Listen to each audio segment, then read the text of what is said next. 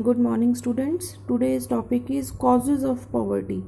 Poverty chapter में next topic करते हैं causes and then its remedies to combat poverty कि कैसे poverty को दूर किया जा सकता है, क्या क्या इसके कारण हैं। आज हम इस टॉपिक को कवर अप करेंगे। तो जो causes of poverty हैं, cause of poverty में इस poverty के क्या कारण होते हैं इसको हम 2 पार्ट्स में डिवाइड करेंगे। Number 1 is poverty with reference to under development of Indian economy and second is poverty with reference to unequal distribution of income। एक तो इंडियन इकोनॉमी की अंडर डेवलपमेंट होने की वजह से पॉवर्टी के रीजंस करेंगे और जो नेक्स्ट है वो पॉवर्टी जो है वो अनईक्वल डिस्ट्रीब्यूशन ऑफ इनकम की वजह से है। तो फर्स्ट जो इसका मेजर कॉज है under development of Indian economy. तो अंडर डेवलपमेंट होने की वजह से इंडिया में पॉवर्टी जो है वो वाइड स्प्रेड है। तो ऐसे कौन कौन से रीजंस हैं जिसकी वजह से पॉवर्टी जो है वो इंडिया में लाई करती है। फर्स्ट इसका जो रीज़न दिया हुआ है that is low level of national product. India में जो नेशनल प्रोडक्ट की जो कैपेसिटी है वो इंडियंस के अकॉर्डिंगली जितनी होनी चाहिए उतनी नेशनल प्रोडक्ट की कैपेसिटी जो है वॉल्यूम है उतनी एक्सटेंडेड नहीं है। तो इसी वजह से जो इंडियन इकोनॉमी है वो एक पुअरेस्ट इकोनॉमी के अंदर इसको कैटेगराइज किया हुआ है। इसका मेजर रीज़न क्या है कि जो नेशनल प्रोडक्ट है जितना होना चाहिए जितनी उसकी वॉल्यूम होनी चाहिए इन रियलिटी नेशनल प्रोडक्ट की जो वॉल्यूम है उतनी क्वांटिटी यहाँ पे उतनी प्रोड्यूस जो है वो नहीं हो पाती। इस वजह से इंडिया जो है वो पुअर कंट्री जो है कहलाता है। Second low rate of growth rate. जो ग्रोथ रेट है वो भी इंडिया की काफ़ी कम है। जो 5 ईयर प्लान्स में जो ग्रोथ रेट जो है वो जो टारगेट डिसाइड किया जाता है इन रियलिटी वो 5 ईयर प्लान्स में उस ग्रोथ रेट को अचीव करना पॉसिबल नहीं होता। ग्रोथ रेट में ये भी दिया हुआ है कि पॉपुलेशन की ग्रोथ रेट तो इसमें बता रहे हैं कि नियरली 2% से पॉपुलेशन जो है हर साल इंक्रीज़ होता है, लेकिन जो पर कैपिटा इनकम है वो जस्ट 3% से इंक्रीज़ होती है। तो ऐसे में जो इनकम इफ़ेक्ट जो रियलिटी में होना चाहिए वो पॉपुलेशन इंक्रीज़ होने की वजह से उसका इफ़ेक्ट पुअर पीपल के ऊपर नहीं आता। थर्ड इसमें दिया हुआ है heavy pressure of population. Poverty का जो एक मेजर रीज़न है वो यही है कि पॉपुलेशन का जो प्रेशर है वो काफ़ी इंक्रीज लेवल पर है। रैपिड पेस से पॉपुलेशन जो है इंडिया की इंक्रीज़ होती है। तो इस वजह से जो पॉवर्टी है वो इंडिया में लाई करती है, क्योंकि जितने गवर्नमेंट रिसोर्सेज लॉन्च करती है जितनी अपॉर्चुनिटीज़ वो सिटीजन्स को या फिर इंडियंस को अवेलेबल करवाती है वो पॉपुलेशन इंक्रीज़ होने की वजह से अल्टीमेट उसका जो बेनिफिट है वो उतना नहीं मिल पाता जितनी गवर्नमेंट अपॉर्चुनिटीज़ लोगों को देती है। तो इस वजह से जो पॉपुलेशन का जो इंक्रीज रेट है वो भी एक इसका मेजर कोज है।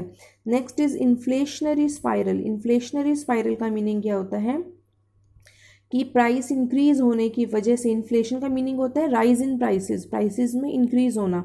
जब कॉन्स्टेंटली प्राइस राइज होते रहते हैं तो ऐसी टर्म जो है वो इन्फ्लेशन में कन्वर्ट हो जाती है। इन्फ्लेशनरी स्पाइरल का मीनिंग होता है जब कॉन्टिन्यूसली प्राइस राइज होने स्टार्ट होते हैं तो उसका इफ़ेक्ट जो है एक एक्टिविटी से दूसरी एक्टिविटी तक कन्वर्ट होने लग जाता है। तो ऐसे में प्राइस राइज होने का इफ़ेक्ट और से और ज़्यादा प्राइस राइज होने की तरफ जाता है। तो इन्फ्लेशन जो है वो पॉवर्टी को और ज़्यादा इंक्रीज़ करती है। तो इन्फ्लेशनरी स्पाइरल में कैसे, फॉर एग्ज़ाम्पल जैसे जैसे प्राइसेस अगर इंक्रीज़ होने स्टार्ट होते हैं तो जो पुअर पीपल हैं उनकी अगर इनकम में सब साथ साथ इंक्रीज़ नहीं आता तो उनके लिए नेसेसरी प्रोडक्ट्स को परचेज़ कर पाना भी पॉसिबल ऐसे में नहीं होता इन्फ्लेशन की वजह से। तो ऐसे में पुअर पीपल जो है वो और पुअर पीपल में कन्वर्ट होते रहते हैं। इसको इन्फ्लेशनरी स्पाइरल एक टर्म दिया है, इसको एक ब्रीफ फॉर्म में जस्ट मैं बता रही हूँ कि पॉवर्टी का जो इफ़ेक्ट है वो पुअर पीपल पे कैसे होता है। जैसे ही प्राइस राइज होने स्टार्ट होते हैं पुअर पीपल अगर अपनी उनकी इनकम में उसके अकॉर्डिंगली चेंज नहीं आ रहा, इंक्रीज़ नहीं आ रहा, तो ऐसे में वो अपनी मिनिमम नीड्स को भी सेटिस्फाई नहीं कर पाते। तो ऐसे में वो पुअर पीपल और ज़्यादा पुअर पीपल में कन्वर्ट होने लगते हैं। तो ये इन्फ्लेशनरी स्पाइरल तब तक चलता रहता है जब तक उनकी इनकम इंक्रीज़ नहीं होती या फिर गवर्नमेंट की तरफ से उनको कोई एफर्ट्स जो है नहीं किए जाते। नेक्स्ट जो इसका कोर्स दिया हुआ है that is chronic unemployment and under employment. Chronic unemployment का मीनिंग क्या होता है? क्रोनिक अनएम्प्लॉयमेंट का मतलब होते हैं ऐसी अनएम्प्लॉयमेंट जो काफ़ी टाइम से किसी इकोनॉमी में एग्जिस्ट करती है ऐसी अनएम्प्लॉयमेंट को क्रोनिक अनएम्प्लॉयमेंट कहते हैं। जैसे कि कुछ ऐसे एरियाज़ होते हैं, कुछ ऐसे रीजन्स हम बोल सकते हैं कि जहाँ पे पीपल जो हैं उनके पास काम के कोई सोर्सेज नहीं होता, उनके पास एम्प्लॉयमेंट की कोई अपॉर्चुनिटीज़ अवेलेबल नहीं होती। तो ऐसे एरियाज़ में या फिर ऐसे रीजन्स में नॉर्मली क्रोनिक अनएम्प्लॉयमेंट जो एग्जिस्ट करती है। अंडर अनएम्प्लॉयमेंट क्या होता है? अंडर अनएम्प्लॉयमेंट मीन्स कि जहाँ पर जितने पर्सन्स को सपोज एम्प्लॉयमेंट रिसीव होनी चाहिए उसके अकॉर्डिंगली उनको रिसीव नहीं होती, तो अंडर अनएम्प्लॉयमेंट की वो सिचुएशन होती है। तो इंडिया में ऐसी सिचुएशंस एग्जिस्ट करती हैं, एग्रीकल्चरल एरियाज़ में भी है, इवन इंडस्ट्रियल एरिया में भी है, जहाँ पर या फिर कुछ ऐसे पर्टिकुलर ऐसे रीजन्स हैं, एरियाज़ हैं जहाँ पर अनएम्प्लॉयमेंट एग्जिस्ट करती है। तो अनएम्प्लॉयमेंट अगर किसी पर्सन के पास इनकम का सोर्स ही नहीं है, उसके पास कोई जॉब, उसके पास कोई अपना बिजनेस नहीं है, तो नेचुरली लिवलीहुड का सोर्स नहीं होने की वजह से वो और उसकी फैमिली जो है वो पॉवर्टी में लाई करेगी। Next is capital deficiency. जो कैपिटल जो है किसी भी इकोनॉमी की ग्रोथ के लिए एक मेजर फैक्टर होता है, तो कैपिटल डेफिशिएंसी होने की वजह से ऐसी कोई भी कंट्री जहाँ पर कैपिटल की कमी होती है वहाँ पर एंटरप्रेन्योर्स अपनी एंटरप्राइजेज स्टार्ट नहीं कर पाएंगे। अगर फर्दर कोई एंटरप्राइजेज स्टार्ट नहीं हो रही तो नेचुरली वहाँ पर एम्प्लॉयमेंट नहीं होगी तो सोर्स ऑफ लिवलीहुड नहीं होगा। सोर्स ऑफ लिवलीहुड नहीं है तो वापस लैक ऑफ कैपिटल होगा या फिर कैपिटल डेफिशिएंसी वहाँ पर एग्जिस्ट करेगी। तो ऐसे में कैपिटल डेफिशिएंसी जो है ये भी एक पॉवर्टी का एक कोज है। Next is lack of able and efficient entrepreneurs. जो स्किल्ड एंटरप्रेन्योर्स की जो इंडिया में हम ये कहेंगे कि एक तरह से लैक ऑफ स्किल्ड एंटरप्रेन्योर्स हैं, कि अगर इंडिया में रिसोर्सेज अवेलेबल भी हैं तो भी कुछ करप्ट पीपल की वजह से या फिर अनस्किल्ड पीपल की वजह से वो रिसोर्सेज प्रॉपरली यूटिलाइज नहीं हो पाते। तो ऐसे में जो मेजर जो प्रोजेक्ट्स हैं वो अपनी प्रॉपर जो है वो वहाँ पर सक्सेस या फिर प्रॉपर प्रोग्रेस नहीं कर पाते। तो इस वजह से जो इनकम का जो सोर्स है जितना इंक्रीज़ होना चाहिए वो उतने लेवल तक इंक्रीज़ नहीं हो पाता। प्रोडक्शन कैपेसिटी जो है अगर उसको इंक्रीज़ करना पॉसिबल है तो लैक ऑफ एंटरप्रेन्योर्स की वजह से, एबल एंटरप्रेन्योर्स की वजह से वहाँ पर वो प्रोजेक्ट जो है प्रॉपरली लॉन्च नहीं हो पाते। Outdated social institutions. इंडिया में जो सोशल इंस्टीट्यूशंस हैं, कास्ट सिस्टम है, कुछ जॉइंट फैमिली सिस्टम कह सकते हैं, कि वो पीपल को कई बार लोगों को ग्रो करने से रोकती हैं, आगे बढ़ने से रोकती हैं। कुछ फैमिली सिस्टम में अपने फैमिली मेम्बर्स को अगर उनको बेटर अपॉर्चुनिटीज़ रिसीव होती हैं तो बाहर जाने से रोका जाता है, बेटर एजुकेशन, बेटर ट्रेनिंग लेने से रोका जाता है। तो ऐसे में जो आउटडेटेड सिस्टम है इंडिया का वो लोगों को प्रोग्रेस करने से रोकती है। तो प्रोग्रेस ना होने की वजह से वो जिस कंडीशन में रहते हैं उसी में ही रहते रह जाते हैं। Lack of infrastructure. इंफ्रास्ट्रक्चर के मेजर 2 पार्ट होते हैं, economic infrastructure and social infrastructure. Economic infrastructure में नॉर्मली कौन कौन से पार्ट्स इंक्लूड किए जाते हैं? एनर्जी, ट्रांसपोर्ट, कम्युनिकेशन जो है ये इकोनॉमिक इंफ्रास्ट्रक्चर का पार्ट है। सिमिलरली हेल्थ, एजुकेशन, जो हाउसिंग फैसिलिटीज़ होती हैं ये सोशल इंफ्रास्ट्रक्चर के अंदर इंक्लूड किया जाता है। तो इकोनॉमिक एंड जो सोशल इंफ्रास्ट्रक्चर है इंडिया में अभी तक भी बहुत सारे ऐसे एरियाज़ हैं जहाँ पर इंफ्रास्ट्रक्चरल फैसिलिटीज़ जो हैं वो प्रॉपर लोगों तक नहीं मिल पाती। तो इंफ्रास्ट्रक्चरल फैसिलिटीज़ ना मिलने की वजह से ऐसी जगह पर ना तो कोई इंडस्ट्रीज़ जो हैं वो स्टार्ट की जा सकती हैं, ना ही लोग जो हैं इंडिपेंडेंटली वहाँ पर वर्क कर सकते हैं। तो ऐसे में नेचुरली वहाँ पर जो पॉवर्टी है वो एग्जिस्ट करेगी। तो ये जो हमने 9 जो कॉजेज़ किए हैं, ये 9 कॉजेज़ जो हैं वो under development of Indian economy की वजह से, कि इंडियन इकोनॉमी अंडर डेवलप्ड है तो इस वजह से पॉवर्टी जो है वो इंडिया के अंदर एग्जिस्ट करती है। दूसरे जो कॉजेज़ दिए हुए हैं वो है अनइक्वल डिस्ट्रीब्यूशन ऑफ इनकम की वजह से, कि इंडिया में जो इनकम डिस्ट्रीब्यूशन है वो अनइक्वल है। इसको जस्ट हम ब्रीफ फॉर्म में करेंगे। अनइक्वल डिस्ट्रीब्यूशन का मीनिंग होता है कि जो इनकम का जो मेजर पार्ट है वो जस्ट कुछ परसेंट ऑफ पीपल के पास है, बाकी जो परसेंट ऑफ पीपल है वो मोस्टली पुअर या फिर मिडिल क्लास फैमिलीज़ के अंदर है।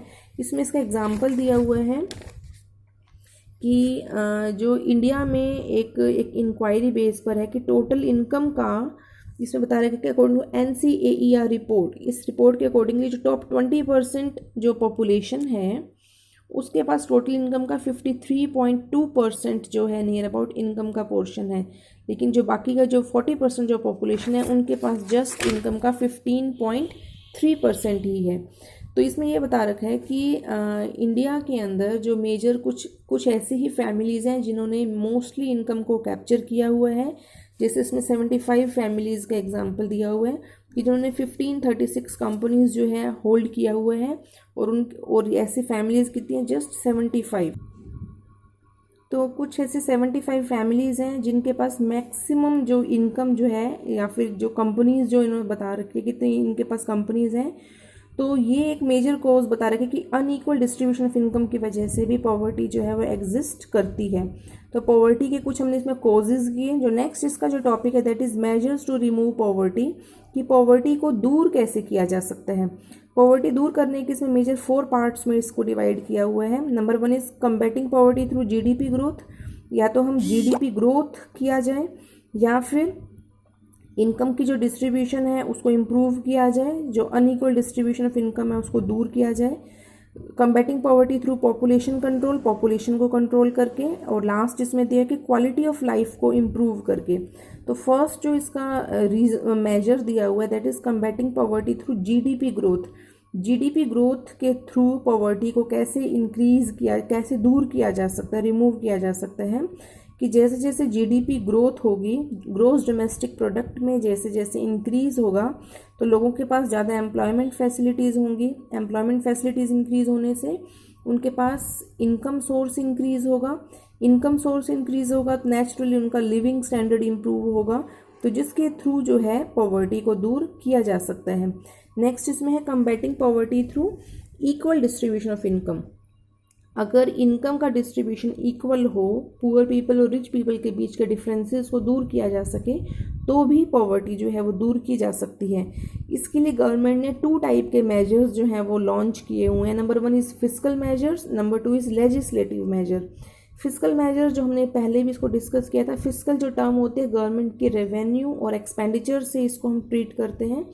तो फिस्कल मेजर्स के लिए गवर्नमेंट ने क्या एफर्ट्स किए, गवर्नमेंट ने अपने रेवेन्यूज़ के लिए टैक्सेशन सिस्टम गवर्नमेंट का एक मेजर सोर्स होता है, और गवर्नमेंट का जो एक्सपेंडिचर होता है वो नॉर्मली इसमें जस्ट एक सब्सिडी एक टर्म दी हुई है। वैसे तो गवर्नमेंट बहुत सारे आइटम्स के ऊपर अपने एक्सपेंसेस करती है, लेकिन इसमें जस्ट हमने एक सब्सिडी को ही कंसिडर किया है।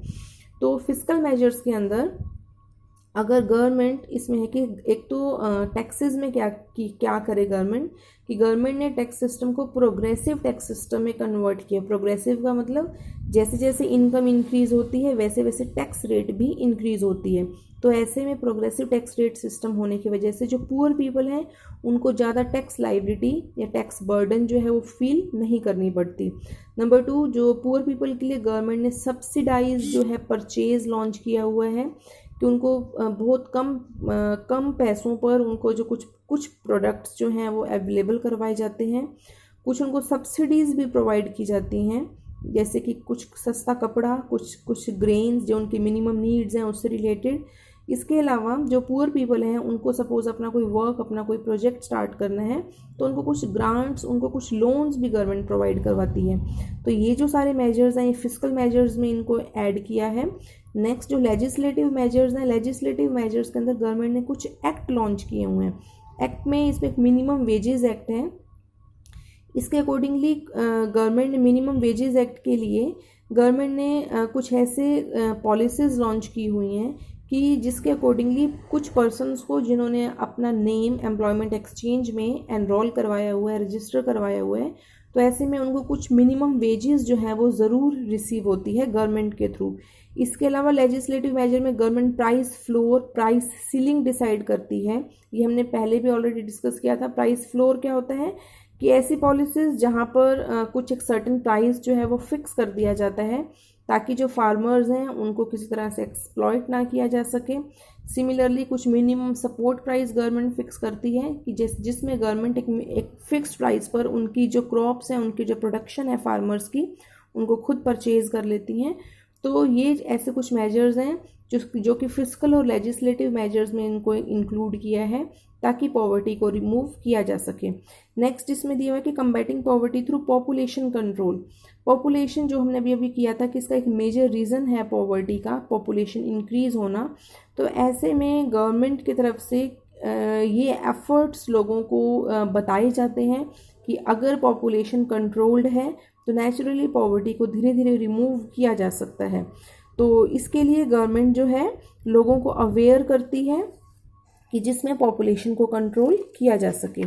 नेक्स्ट इसमें दे अदर मेजर्स दे रखे हैं इसके अंदर कि अदर मेजर्स में जहाँ पर पुअर पीपल की क्वालिटी ऑफ लाइफ को जिसके थ्रू इम्प्रूव किया जा सके। Number 1 is development of agriculture. Development of agriculture के अंदर इसमें दिया हुआ है क्योंकि जो इंडियन जो पॉपुलेशन है मोस्टली पॉपुलेशन एग्रीकल्चर एरियाज़ में ही इन्वॉल्व होती है। तो एग्रीकल्चर को सबसे पहले डेवलप्ड किया जा सके ताकि एग्रीकल्चर प्रोडक्शन को इंक्रीज़ किया जा सके। अब एग्रीकल्चर को कैसे डेवलप किया जा सकता है? नंबर 1 इज़ एग्रीकल्चर में एक तो मशीन्स यूज़ की जाएँ, बेटर इरिगेशन फैसिलिटीज़ हों, बेटर सीड्स वहाँ पर उनको अवेलेबल करवाए जाएँ, साथ साथ फार्मर्स को कुछ फाइनेंशियल हेल्प अवेलेबल करवाई जाए। Number 2 stability in the price level. Price level को स्टेबल करके प्राइस लेवल कैसे स्टेबल किया जा सकता है? Next is stability in the price level. Price level को कैसे स्टेबल किया जा सकता है? या तो फूड ग्रेन्स की मैक्सिमम प्रोडक्शन करके। नंबर 2 उनकी कंजप्शन लोगों तक इजीली, उनकी जो रीच है लोगों तक पहुंचाई जा सके, उनको इजीली डिस्ट्रीब्यूट किया जा सके, इसके थ्रू प्राइस लेवल को स्टेबल किया जा सकता है। Third is eradication of unemployment. Unemployment को दूर करके, अब अनएम्प्लॉयमेंट कैसे दूर हो सकती है?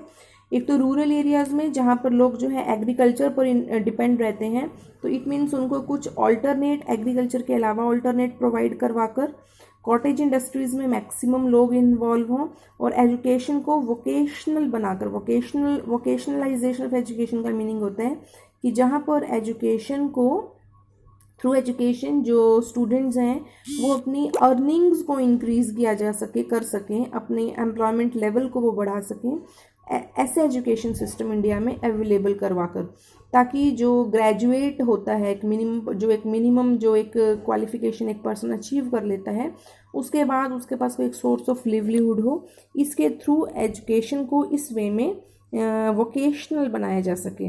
नेक्स्ट जो टॉपिक है labour intensive technique of production, कि प्रोडक्शन में लेबर इंटेंसिव टेक्निक को यूज़ करना। वैसे तो अभी हमने बताया कि एग्रीकल्चर के अंदर mechanised means of production use करना चाहिए, मोर मशीन्स यूज़ करनी चाहिए, लेकिन लेबर इंटेंसिव टेक्निक यूज़ करने से मैक्सिमम पीपल को जो एम्प्लॉयमेंट है वो रिसीव होती है। तो अगर मैक्सिमम पीपल एम्प्लॉयमेंट रिसीव कर पा रहे हैं तो नेचुरली उनके सोर्स ऑफ अर्निंग्स जो है वो इंक्रीज़ होती है। Provision for minimum needs of the poor, government को ऐसे मेजर्स यूज़ करने चाहिए जिससे जो पुअर पीपल हैं उनकी मिनिमम नीड्स जो हैं वो फुलफिल की जा सके।